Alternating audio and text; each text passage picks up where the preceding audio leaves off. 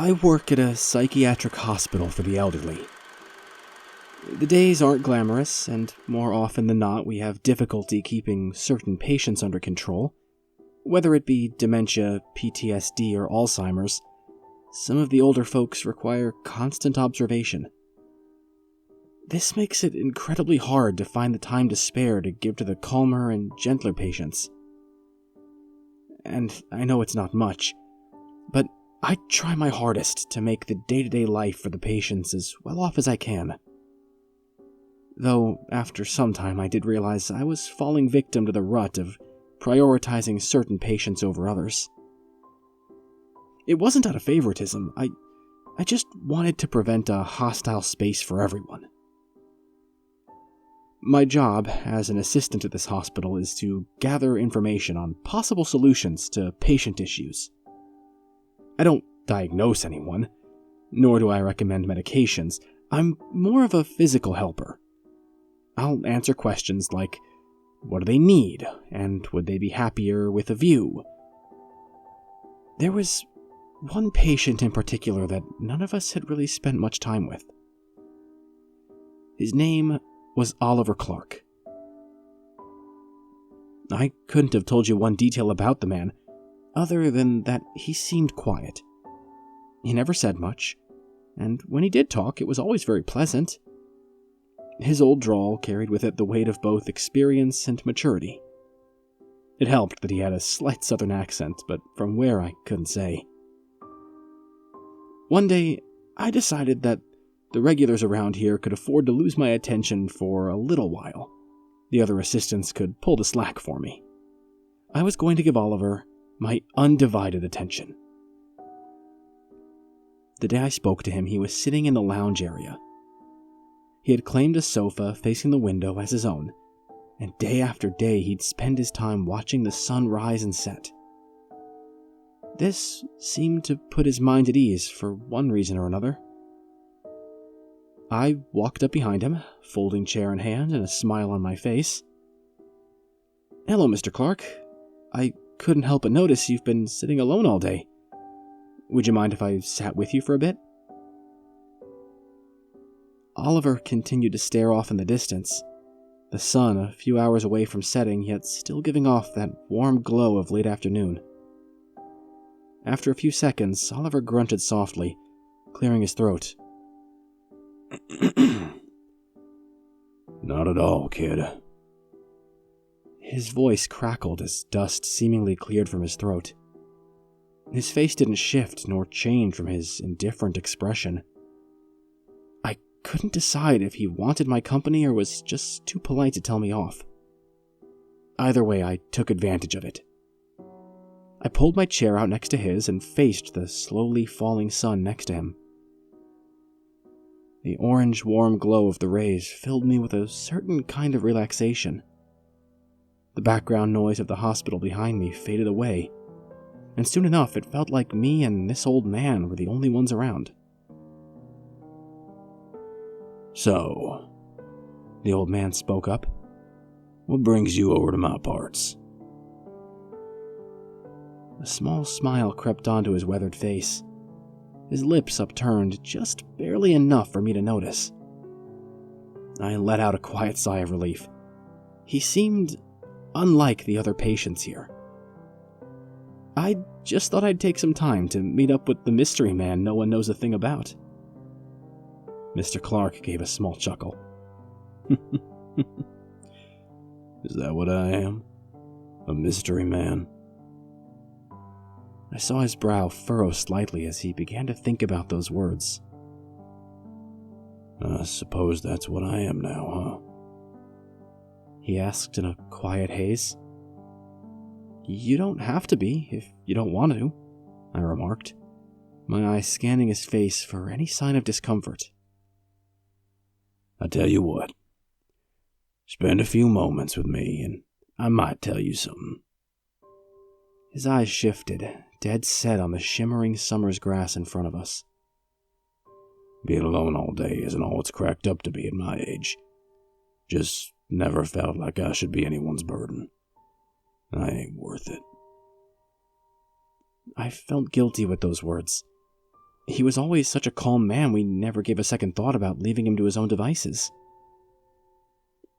I let my eyes wander back towards the window with a tingle of shame crawling across my spine, and nodded. "I'll be right here if you want to talk," I said softly. It was all I could offer. It was only after an hour or so that he began to speak again, his rusty vocal cords being plucked once more. "You know, I used to own a business. I'd hire kids like you all the time. The good ones, I mean." "Really? What did your business do?" His eyes seemed to shimmer with memories, his smile slowly returning. Wasn't much. Just a small construction company. We'd pave driveways, replace shingles, put up small sheds. Really, we did whatever the town needed. It was a small community, easier to gain a decent reputation. "Were you close with a lot of people from your hometown?" I asked, not expecting much since no one had ever visited old Mr. Clark. "Yeah, actually. I'd throw barbecues all the time. I'd invite just about everyone, and just about everyone would show up.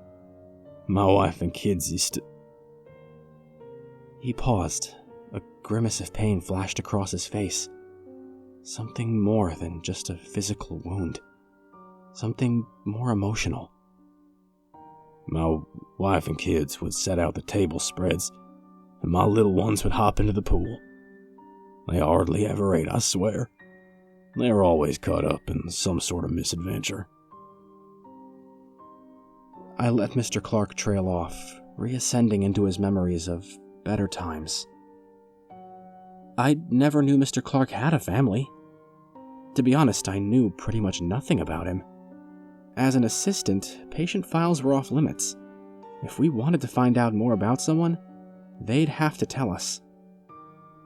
"It sounds like you had a good family," I replied softly. "More than I deserved, at least." The wrinkles on his face deepened like valleys, the glow of the sun casting shadows across his face.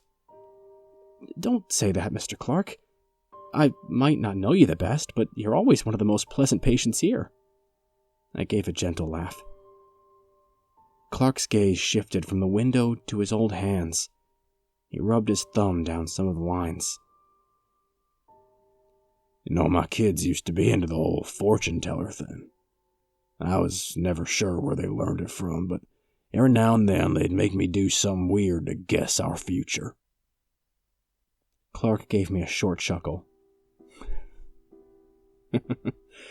One day I walked in on them holding each other's hands, tracing the lines on them. I remember asking, "What y'all doing?"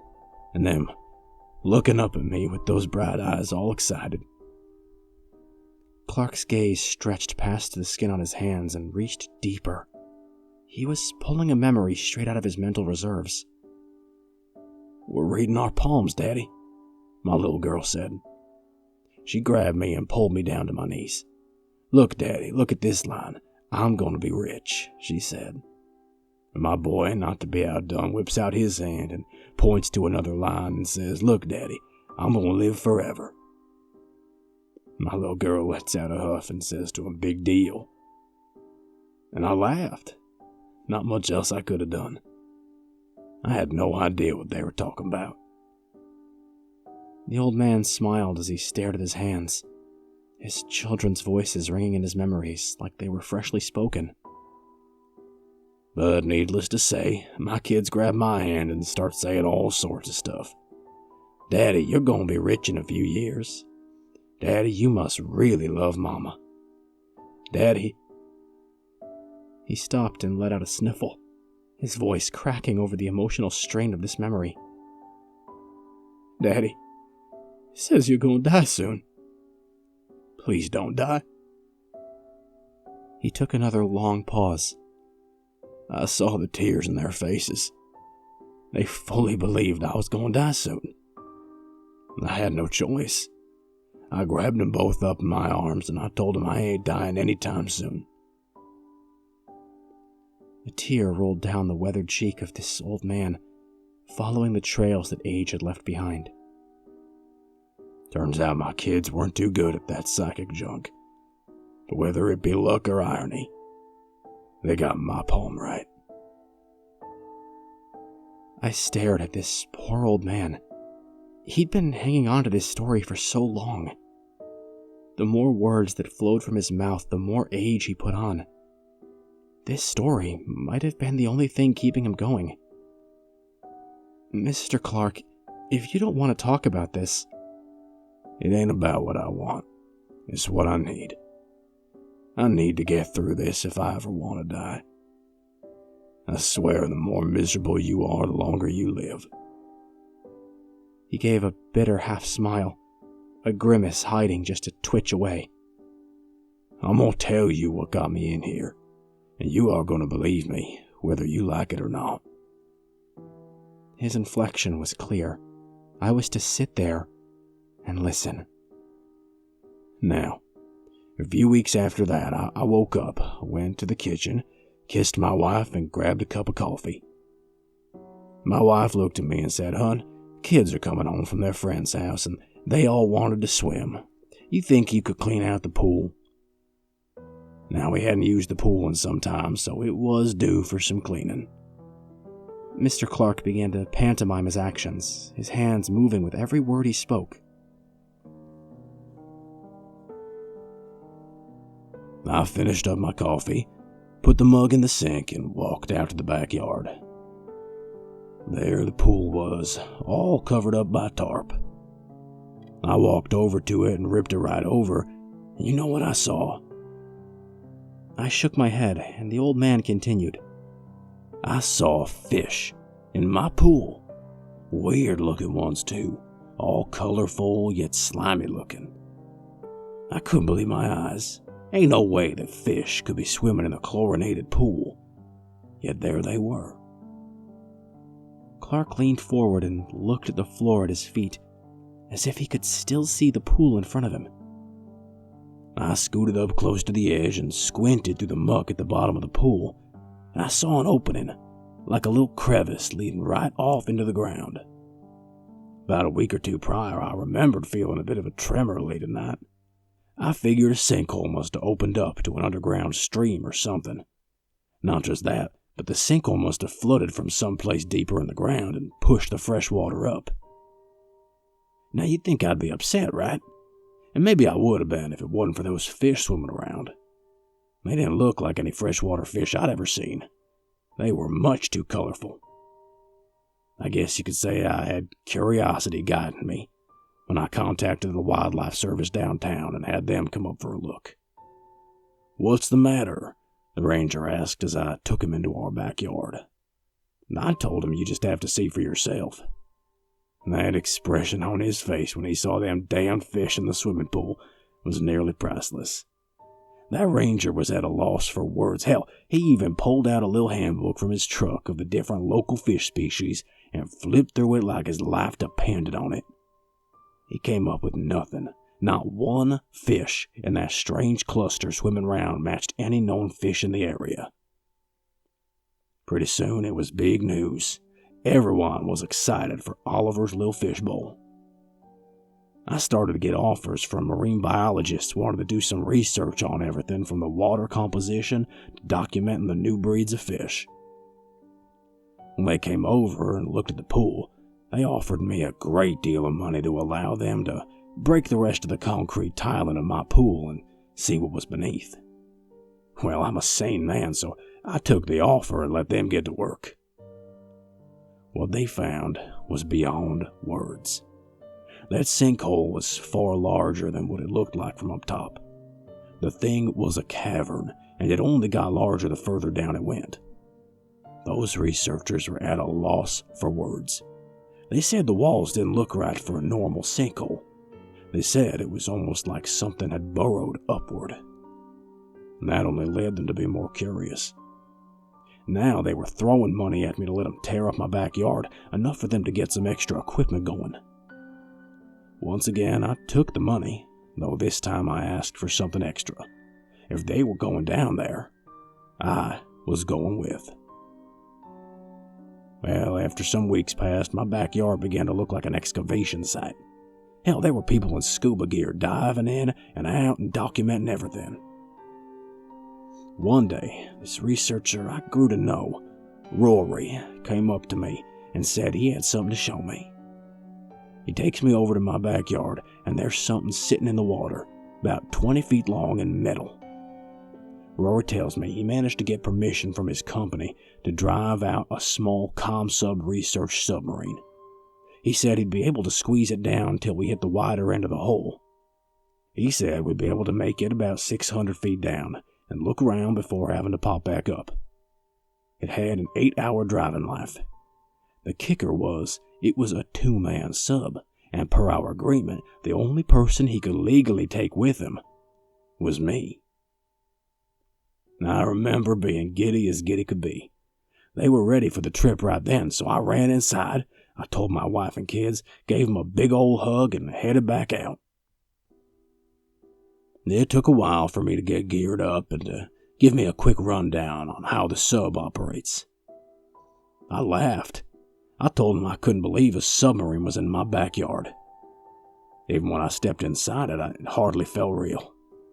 There was my house, still in view from the sub's windows, and there I was, sitting next to a researcher in a goddamn submarine. And at first, things went as expected. We slowly descended into the pit. Up here, they already extensively surveyed what they could have. The fish were all cataloged and examined, and so was the soil and the water. Though I'll admit seeing things through the windows of a 2-man submarine added a new depth to everything.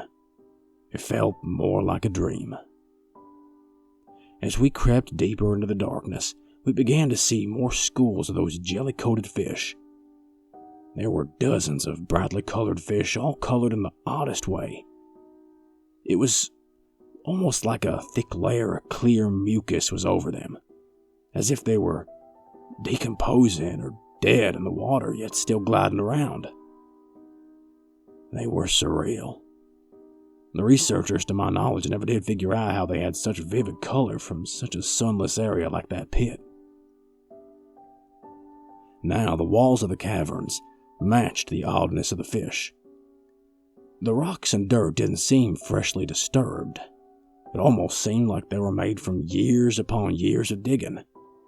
I could swear that we could see long scratches going down the walls, like a million feverish hands tearing towards some sort of exit.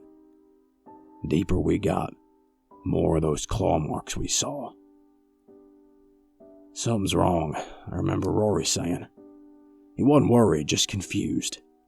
I asked him what's going on, and he told me the pressure isn't right.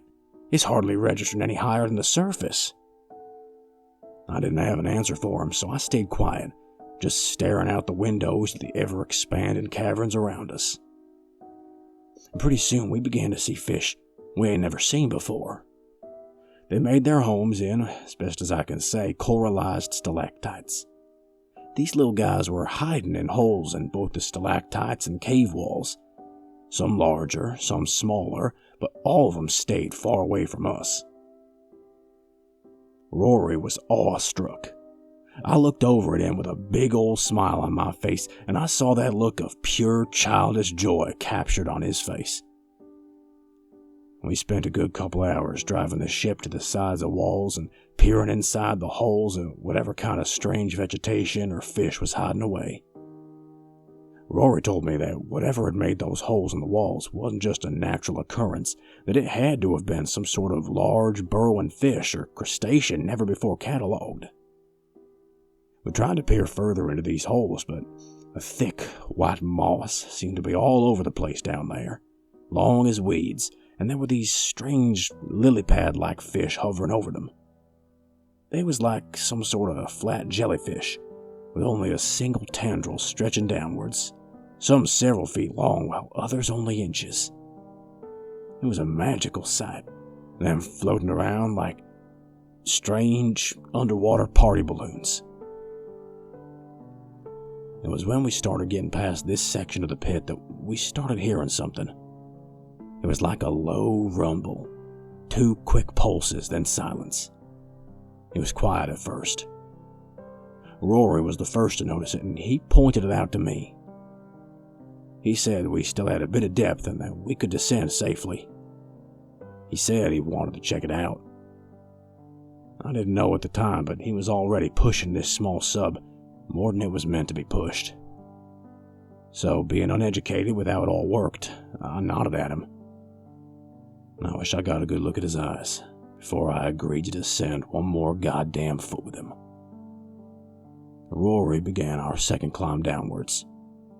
I watched the holes in the caverns as we passed. The further down we traveled, the less life we saw in them, but the louder the thumping got.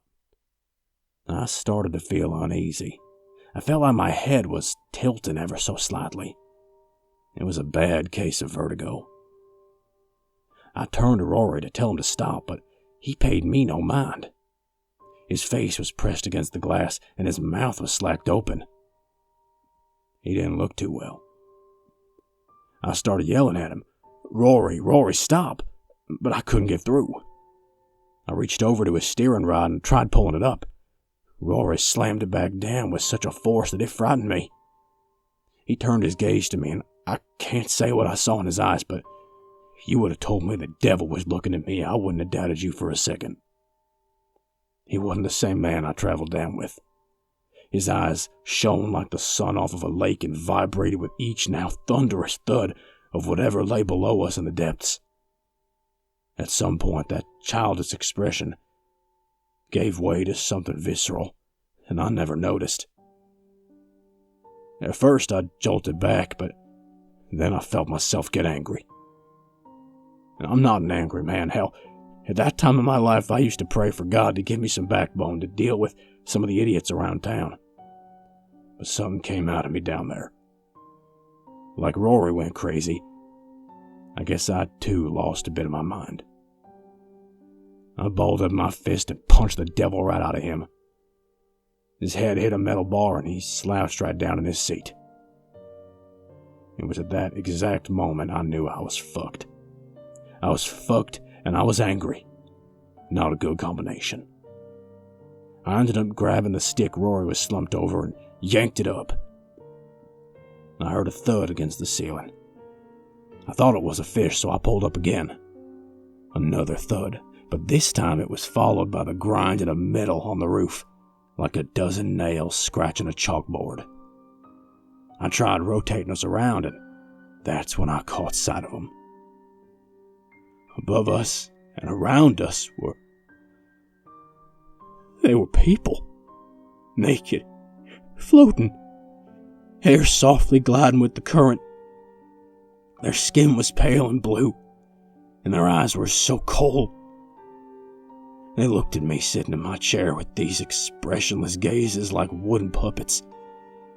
They wasn't moving though, not yet, not until I got up the courage to try once more to ascend. And as soon as I did, their dead faces contorted into a rage I can't even begin to describe.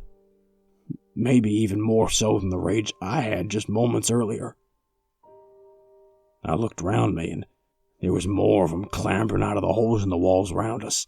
A seemingly infinite number of clammy bodies tore themselves from those holes and began descending, piling on top of our little metal sanctuary and pulling us downwards. Another low rumble came from the depths as I felt the earth around us begin to shake. Something large was twisting and turning below us. Piles of dirt and rocks began to fall from the walls. A woman who was dangling from the small wing of our sub had a rock spiral into her head. Her expression didn't change a bit as the stone indented half her skull like a ball of wet paper. I remember thinking, this is it. This is how I die. A chortle from some unknown beast spouted off from below as a large gust of steaming bubbles blew upwards and against our sub, propelling us slightly upwards enough to be loose from the lifeless hands of the living dead surrounding us. A final time I pulled the steering stick upward and sped off, hitting the sides of walls and caverns as I went. I wasn't adjusted to steering. I just knew up was good. From there we kept rising, quick, the cavern crumbling around us. Large, uneven portions of the walls came toppling down, nearly ripping the metal from our ship. I don't know how we managed to get to the surface, but we did. And as soon as our sub breached the surface, I opened the hatch to call out for help, only to see water spouts erupting from the ground around us as the pressure from the deep made its way up. The research teams had all sprinted off. Not one stayed to help us.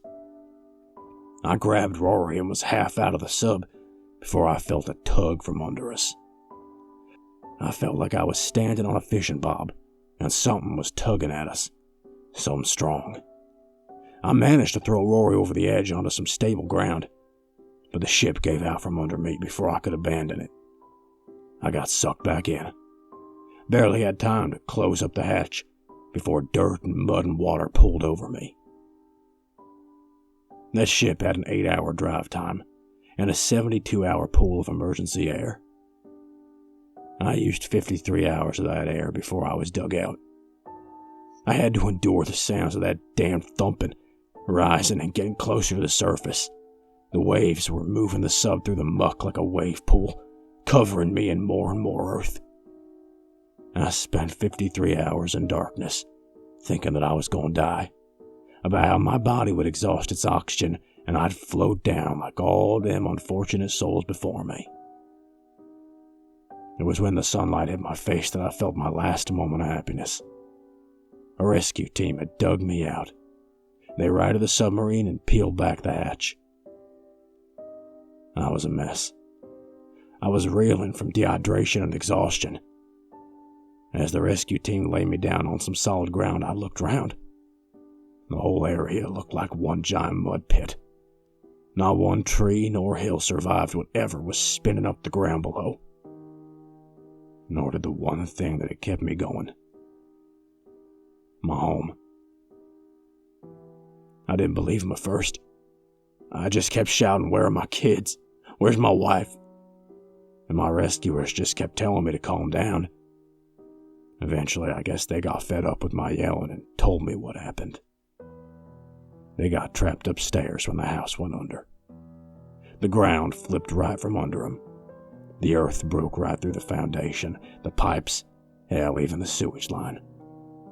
The ground had swallowed up my family, and there I was, alone and alive. All the money in the world, and not a thing worth owning that I hadn't lost. I spent the next few years sulking away, trying to buy out a contractor team to dig up that marshland and look for my home, for the bodies of my children. Nobody wanted my money. They told me it'd be impossible for them to dig. That's when the nightmares started coming. I watched as my family sinks into that pit, skin blue and pale, eyes crying out for help as their bodies descend in some sort of sick, majestic way straight into the maw of whatever thing was down there. You know, my biggest fear of dying isn't that I'll be dead, no. Is that I'll go up to the great beyond to find out my family's trapped somewhere else, underground, like all them other poor unfortunate souls. I was quiet for a while. Mr. Clark expended all his energy, and the sun had finally set. He wiped away the tears from his eyes and said one last thing to me. I spend my days in front of this window to feel the sun against my skin. To pretend that I just got out of that hole, and that something would be different this time, that my family would still be there, safe and sound. It's only when the sun sets that realization also sets in. The realization that here I am, decades later, alone. Mr. Clark took a long pause as he stared off into the darkness of the window. He seemed to have a new demeanor to him. Whether for the better or the worse, I'll never know. Thanks for your company. I didn't know how badly I needed it. I think it's time for me to head off, though. Good night, kid. With that, he brought himself up to his feet, his aged body standing tall against all odds. He walked towards his room with a strength that I had never seen in him before. I continued to sit in that chair for hours afterwards. It was only at the end of my shift that someone disturbed me from my stupor. I went home and dreamt of the same nightmare old Mr. Clark had. I could see his family, people I'd never met before, descending into that sunless hole, and there was nothing I could do. When I returned to work the next day, I found out that Mr. Clark had passed away that night. The mortician made a passing remark to the doctor that I happened to overhear. The mortician mentioned how wet and clammy the body was, for no other signs of death.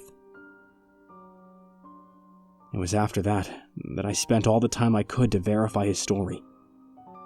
The only thing I couldn't verify was his own personal experiences in the pit.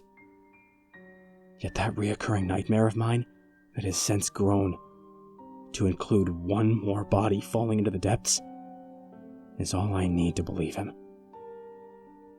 To Mr. Oliver Clark, I sincerely hope you're with your family in a better place now. Your story will always live on, one way or another.